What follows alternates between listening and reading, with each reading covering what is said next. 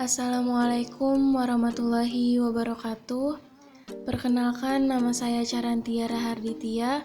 Bersama teman-teman saya, Anissa Puspitasari, Fadia Munggarani, dan Fitria Ariantika dari kelas 13 Kimia Analisis akan menjelaskan mengenai penetapan kadar karbohidrat dengan menggunakan metode loop scroll.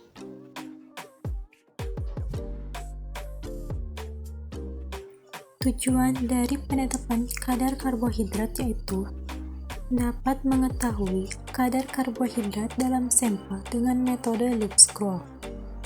Prinsip percobaan, hidrolisis karbohidrat menjadi monosakarida yang dapat mereduksi ion Cu2+ menjadi ion Cu+ dapat dititar secara iodometri, yaitu pati dihidrolisis dengan HCl3% menjadi monosakarida pereduksi. Monosakarida yang terbentuk kemudian mereduksi CuO yaitu larutan loop yang ditambahkan berlebih terukur menjadi endapan Cu2O yang berwarna merah bata.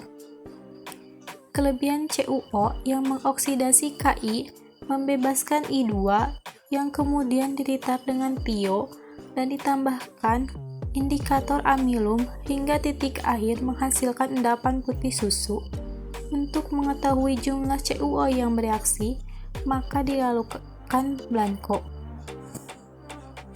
Reaksinya yaitu monosakarida bereaksi dengan ion 2Cu2+, dihasilkan asam karboksilat dan Cu2O berwarna merah bata.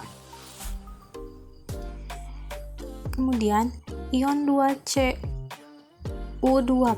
bereaksi dengan ion 4-I- dihasilkan Cu2, I2, dan I2 berwarna kuning jerami.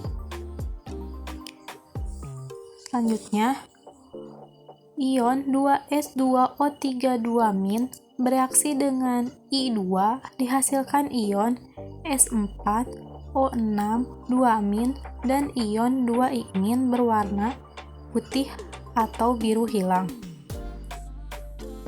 Alat-alat yang digunakan diantaranya neraca analitik berfungsi menimbang sampel dan zat kimia, Erlenmeyer berfungsi untuk menampung larutan, pendingin tegak atau kondensor reflux berfungsi untuk mempercepat penguapan, labu ukur berfungsi untuk membuat larutan pada volume tertentu, corong berfungsi mempermudah ketika memindahkan larutan dari satu tempat ke tempat lain, pipette volume berfungsi untuk mengambil larutan sesuai dengan volume tertentu, hot plate berfungsi untuk memanaskan larutan, stopwatch berfungsi untuk mengukur lamanya waktu pada saat mereflux, gelas ukur berfungsi untuk mengukur volume larutan, buret berfungsi untuk mengukur volume pada saat titrasi, batu didi berfungsi untuk meratakan pada saat pemanasan.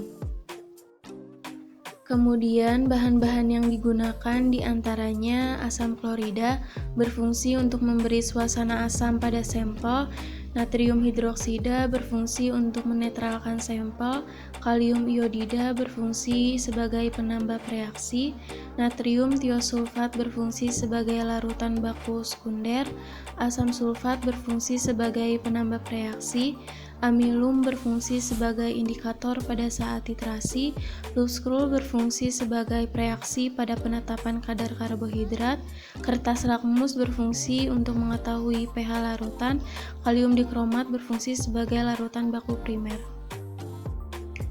1. Mereflux sampel. Timbang kurang lebih 5 gram sampel. Kemudian masukkan ke dalam Erlenmeyer 500 ml. Tambahkan 3 ml larutan HCl pekat dan tambahkan Aquades 500 ml. Didihkan selama 3 jam. Dinginkan larutan, netralkan dengan NaOH 30% 3 ml. Saring larutan ke dalam labu ukur. Tambahkan Aquades hingga tanda batas homogen. 2. Standarisasi kalium dikromat. Timbang K2Cl2O7 0,49 gram, larutkan ke dalam labu ukur 100 ml. Tambahkan Aquades hingga tanda batas, kemudian homogenkan. Pipet 25 ml, masukkan ke dalam Erlenmeyer 250 ml. Tambahkan Ki 5% dan H2SO4 4N, masing-masing 5 ml. Titrasi dengan Na2S2O3 hingga mendekati titik akhir titrasi, warna kuning. Tambahkan indikator amilum 5 mili. Titrasi hingga berubah warna dari kuning jerami hingga biru jelas. 3. Titrasi blanko. Pipet 25 ml per aksi loop scroll dan Aquades 15 ml ke dalam Erlenmeyer 250 ml.